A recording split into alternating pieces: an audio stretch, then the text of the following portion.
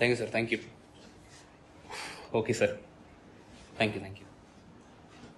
എല്ലാം കൂടുതലിടോ. ആ സാർ, ഒക്കെ ശരിയാക്കാം സാർ. ഓക്കെ. ആ sir, yes. Okay sir, thank you sir, thank you. Okay okay.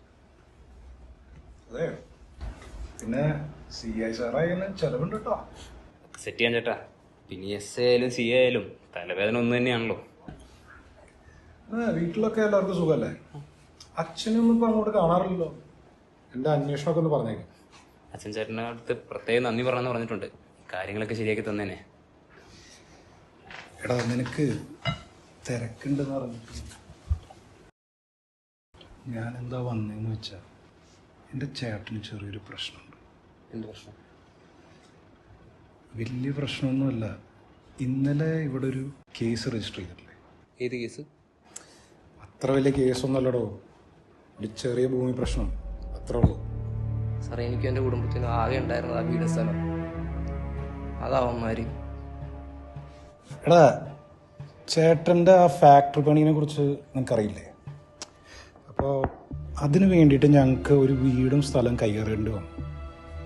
കാശൊക്കെ കൊടുക്കാമെന്ന് പറഞ്ഞതാ. പക്ഷെ അവറ്റങ്ങൾക്ക് ഭൂമിയും വീടും മതി അത്ര. പിന്നെ വെറും 5 സെന്റ് ഉള്ളൂടാ.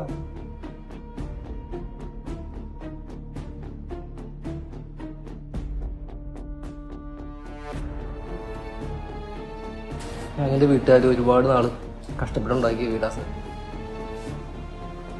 അച്ഛൻ്റെ ഒരുപാട് നാളത്തെ സ്വപ്നമായിരുന്നു ആ വീട്. അച്ഛൻ ഉറങ്ങിക്കിടന്ന മണ്ണാ സാർ, ഇട്ടുകൊടുക്കാൻ പറ്റില്ല. പോലീസിനോട് വേറെ ആരോടെങ്കിലും പറഞ്ഞ കൊന്നു കളയുന്നാ പറഞ്ഞു. അതാ ഞാൻ സാറിന് തന്നെ നേരിട്ട് കാണാൻ വന്നു. ഞങ്ങൾ പറയുന്നതും വിട്ട് അവൻ ഇവിടെ വന്ന് കംപ്ലൈന്റ് ചെയ്യുന്നത് ഞാൻ പറഞ്ഞു. അതുകൊണ്ടാണ് ഞാൻ അങ്ങോട്ട് വന്നത്. പിന്നെ നിന്നോട് ചേട്ടൻ ഇതിനു മുന്നൊന്നും ചോദിച്ചിട്ടില്ലല്ലോ, അതുകൊണ്ട് ഞാൻ പറയാം, ആ കേസൊന്നും ഒഴിവാക്കാം. ബാക്കിയുള്ള ഞങ്ങൾ ഒഴിവാക്കാം. എൻ്റെ കൂടെ എൻ്റെ അമ്മയും പെങ്ങളും കൂടി ഉള്ളതാ. ഇന്നലെ രാത്രി കടത്തിനെ കിടന്നിട്ടാ സാറേ നേരം വിളിപ്പിച്ചത്. ഞങ്ങൾക്കൊരു സഹായം ചോദിച്ചാൽ പോലും ആരുമില്ല സാർ. സാറും കൂടി ഞങ്ങളെ കയ്യിൽ